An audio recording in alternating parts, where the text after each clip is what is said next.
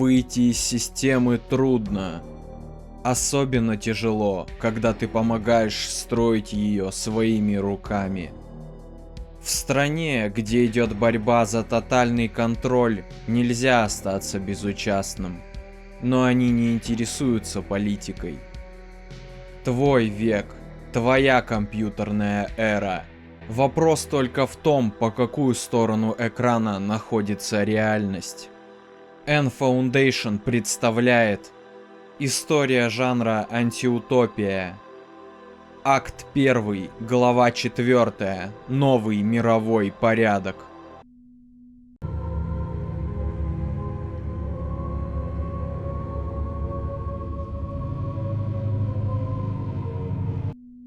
Еще в подростковом возрасте Джордж Лукас начал интересоваться научно-фантастическими произведениями и комиксами. Вскоре он решил связать свою жизнь с киноискусством. В 1967 году, обучаясь на факультете кино Университета Южной Калифорнии, он снимает антиутопический короткометражный фильм «Электронный лабиринт THX 1138 4EB».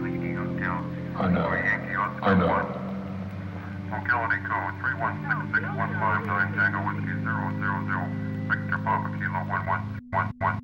Благодаря грандиозному успеху и популярности картины на студенческих фестивалях, молодого таланта замечает другой новичок – Стивен Спилберг. Но что более важно, глаз на Лукаса положили большие шишки из Universal Studios. В 1969 году Джордж ассистирует своему другу Фрэнсису Форду Копполе на съемках фильма «Люди дождя», а в конце года они вдвоем основывают киностудию American Zoetrope. Первым фильмом производства компании и по совместительству дебютом режиссера становится фантастическая антиутопия THX 1138, расширенный ремейк короткометражки, сделавший Лукаса популярным.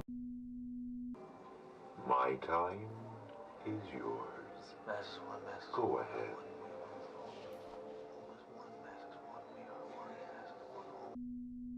Можно сказать, что картина открывает новую эпоху в истории жанра мрачного будущего. Взяв все лучшее из великих книжных антиутопий, THX в первую очередь поражает своим продуманным футуристическим дизайном и крайне жуткой депрессивной атмосферой. Помимо уже устоявшихся канонов жанра, таких как контроль эмоций через прием различных препаратов, вечного, непрерывного надзора тысячи камер и одинаковые для всех униформы, Лукас создал в этом мире новую синкретическую религию, основанную на смешении христианства и консюмеризма. Интересно, что ООМ 4.0, так называется изображение и голос Иисуса Христа на картине Ганса Мемлинга, говорит о некой партии, управляющей мегаполисом, но в фильме не присутствует ни одного человека, как-либо связанного с ней. Исходя из этого, можно сделать вывод, что на самом деле все рычаги управления находятся у компьютеров. Они определяют бюджет, сожителей и общий вектор развития общества. Подземный город, полностью состоящий из подконтрольных зомби, которым даны лишь кодовые имена, лишающие их всякой индивидуальности. Они охраняются андроидами, которые воспроизводятся самими жителями. Именно сборкой роботов-полицейских и занимается главный герой, простой рабочий THX 1138. Он счастлив, как и все, пока в его жизнь не вторгается соседка по комнате LUH 3417.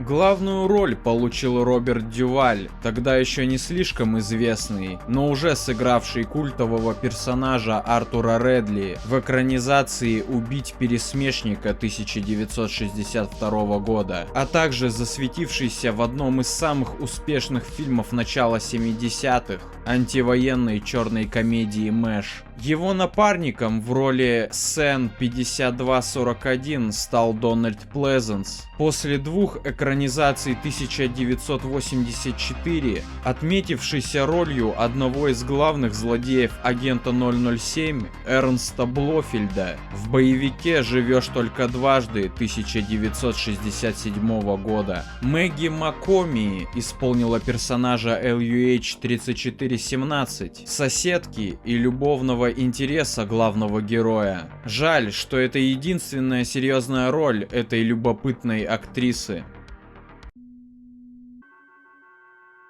1138, prefix THX, is pronounced incurable. Вдохновившись ключевыми романами-антиутопиями «Мы» и «О дивный новый мир», Лукас показывает свой вариант тоталитарного общества с запретом на половые отношения, полным отрицанием эмоций и семьи, а также постоянной накачкой веществами, изменяющими сознание. Хотя фильм и вышел довольно необычным, этого не хватило, чтобы впечатлить критиков и зрителей. Картина получила смешанные отзывы. Культовый статус пришел к ней только после премьеры первой части космооперы «Звездные войны».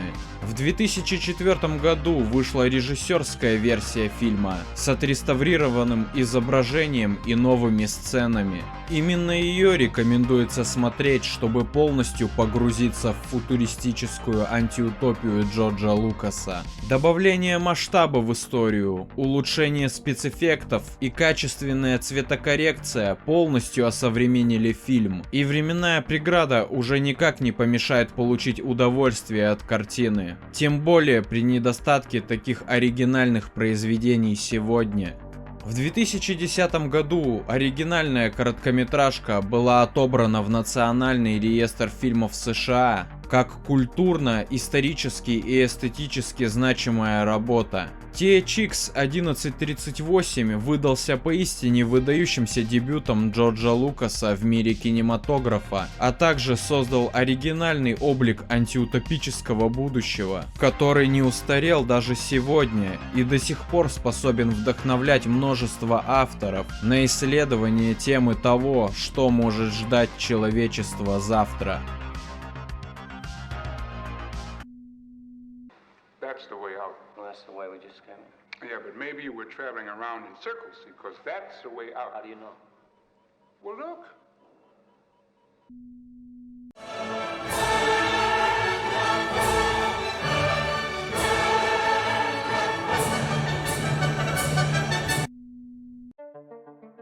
Стэнли Кубрик – один из величайших и знаковых режиссеров за всю историю кинематографа. Его способность рассказать интересную историю и адаптировать любое самостоятельное произведение под свое оригинальное видение поражает воображение и сердца каждого зрителя, столкнувшегося с картинами этого необычайно талантливого мастера. Роман «Заводной апельсин», или можно сказать «Заводной человек» Энтони Бёрджеса попал к Кубрику еще на съемках его предыдущего фильма «Космической Одиссеи 2001». Но ввиду заинтересованности маэстро экранизацией жизни Наполеона Бонапарта был отодвинут на полку. После провала бондарчуковского «Ватерлоо» в 1970 году, да и общего спада популярности исторических эпопей, инвесторы не готовы были вкладывать деньги в очередной дорогой байопик. К середине мая того же года работа над сценарием была закончена, а уже в сентябре начались съемки. Кубрик объехал весь Лондон в поисках подходящих мест и ракурсов, чтобы показать свой вариант футуристической антиутопии, на фоне которой мы увидим историю школьника-психопата Алекса Деларджа. Alexander Delarge. You are now in 18 prison Potmore. And from this moment, You'll address all present officers as sir. Name. Сюжет картины, грубо говоря, разделен на две части. В первой акцент повествования нацелен строго на раскрытие главного героя. Алекс, матерый малолетний преступник, возглавляет банду, состоящую из своих школьных приятелей. Очень быстро становится ясно, что мотив героя — это не заработок или адреналин, в отличие от его подельников, а так называемая идеология ультранасилия. Он получает незабываемое удовольствие и эйфорию от причинения боли и страданий другим людям.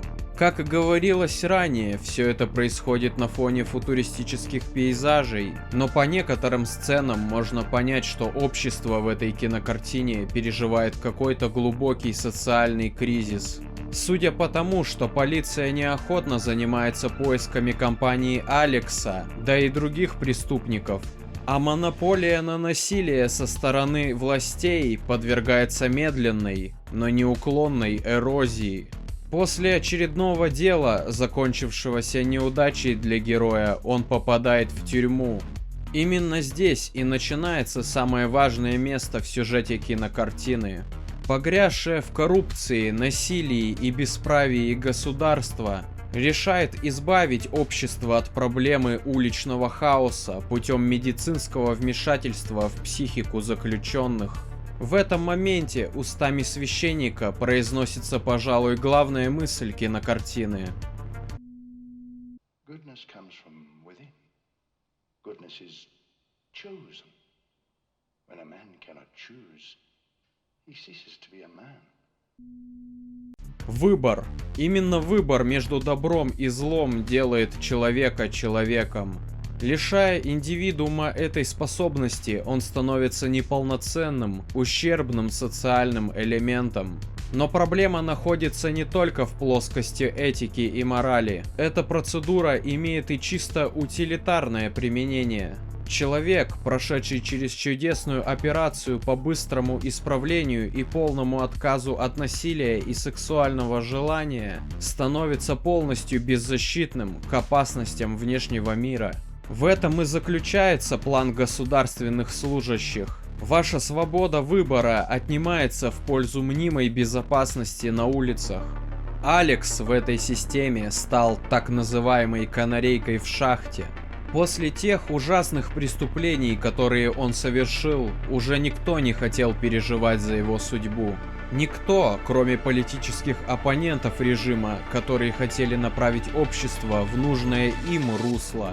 Правительство, оппозиция, само общество после перемалывания личности Алекса оказывается ничуть не лучше самого преступника. Одни жестоко пытают и выжигают душу из человека, другие идут на любое действие ради захвата власти, а третьи просто безвольно и отстраненно наблюдают за происходящим, вызывая у зрителя лишь тошноту и показывая свою ничтожность перед грядущим новым порядком всеобщего благоденствия и государственной доброты.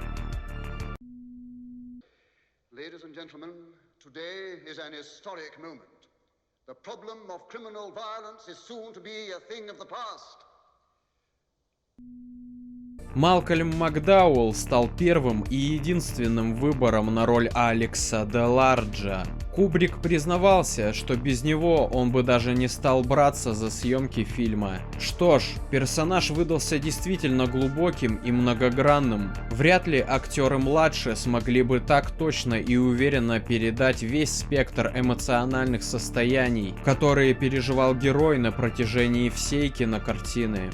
Фильм, помимо фантастического и антиутопического компонентов, пронизан толстым слоем сатиры на то время и общество, в котором находился Кубрик. Все это придает эффект черной комедии и сглаживает угнетающее впечатление от мыслей и событий, которые хотел донести до нас автор произведения. Актерская игра намеренно утрированная и выпуклая, с толикой карикатурности, но никакого отторжения это не вызывает, а скорее придает странное чувство отрешенности от всего происходящего. С самой премьеры в декабре 1971 года Фильм удостоился скандальной славы, а критики отнеслись к нему достаточно прохладно, что не помешало картине получить всемирное признание и 4 номинации на премию «Оскар», в том числе в категориях «Лучший фильм» и «Лучший режиссер». Тогда он уступил Уильяму Фридкину, автору «Французского связного». Сам Фридкин высказывался о том, что Кубрик больше заслужил эти награды. «Заводной апельсин» оказал неоценимое влияние на всю мировую культуру. Отсылки к произведению можно усмотреть в творчестве Дэвида Боуи, различных деятелей моды, а также в культовых фильмах вроде «На игле» Дэнни Бойла или в «Бешеных псах» Тарантино. Также фильм стабильно попадает во всевозможные списки лучших лент за всю историю кинематографа.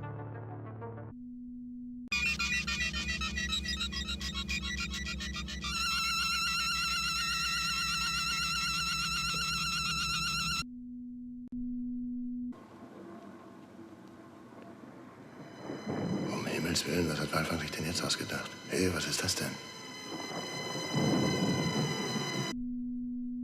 После такого долгого путешествия мы должны вернуться обратно, туда, где все начиналось. После уничтожения последней немецкой империи на руинах Западной Германии родился один из самых талантливых послевоенных режиссеров 20 века – Райнер Вернер Фассбиндер. После того, как он дважды провалил поступление в Академию кино и телевидения Западного Берлина, он решает присоединиться к группе Мюнхенского театра действия, который вскоре преобразуется в антитеатр.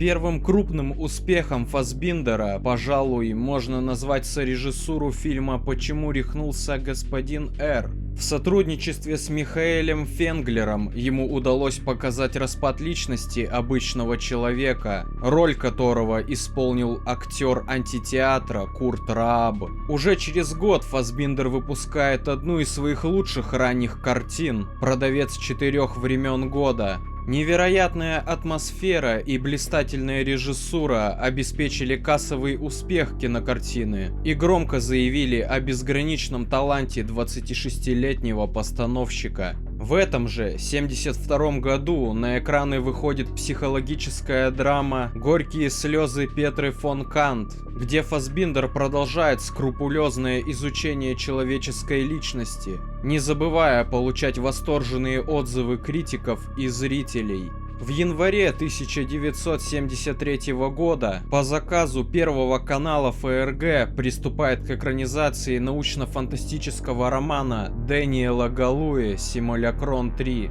опубликованного в 1964 году. Zeno? Ja, Zenos Paradox. Achilles und die Schildkröte. Achilles, der die Schildkröte verfolgt, sie aber niemals einholen kann.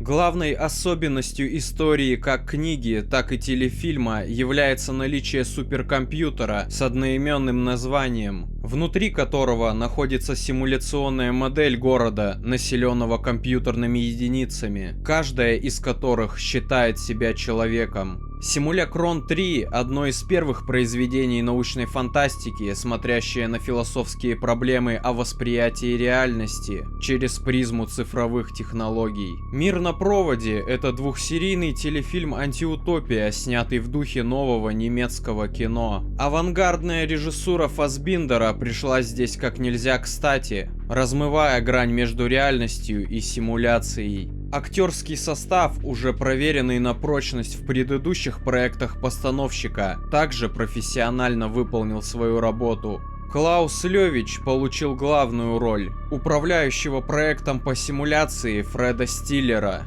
человека, сталкивающегося с необъяснимыми событиями, сводящими его с ума.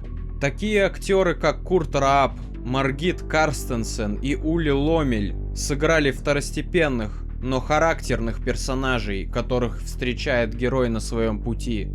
Фассбиндеру удалось создать атмосферу философского размышления о реальности, подкидывая зрителю различные сюжетные крючки, вроде известных апорий древнегреческого мыслителя Зенона. Разговор на эту тему затем продолжится в жанре киберпанк, спустя примерно 10 лет после выхода телефильма на экранах Западной Германии. «Мир на проводе» Райнера Вернера Фассбиндера безусловно встает в один ряд с классическими антиутопиями, вроде «Метрополиса» Фрица Ланга или «Альфавиля» Годара. Мастерская работа с музыкой и визуалом не уступают как процессу Уэллса, так и «Десятой жертве» Элио Петри.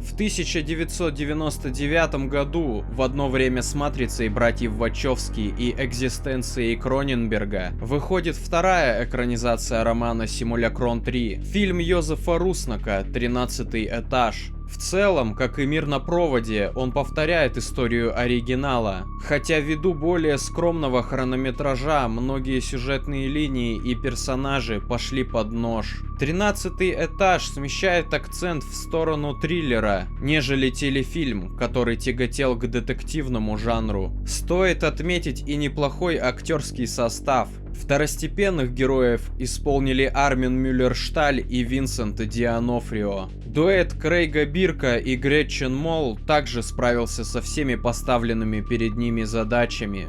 Фильм 99-го года вышел по-своему хорошим и привлекательным, но той глубины и проработанности, что и у Фассбиндера, достичь так и не удалось. I wouldn't make any sudden moves. What's this all about? What it's usually all about. Murder. «Мир на проводе», пожалуй, завершает классическую эру антиутопий. Тема искусственного интеллекта и виртуальной реальности вскоре станет общим местом как в жанре фантастики, так и в предсказаниях будущего среди многих публичных личностей. Последняя степень свободы теряется, если мы всего лишь нули и единицы в чужой системе, в петле, из которой нет выхода.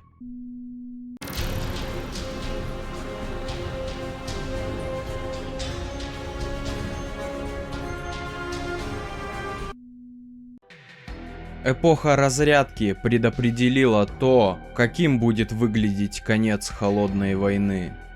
Покорение Луны и начало цифровой революции открыли новый этап в развитии мирового сообщества.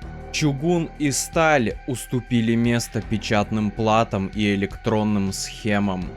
Первый звонок по мобильному телефону. Первое сообщение, отправленное по электронной почте.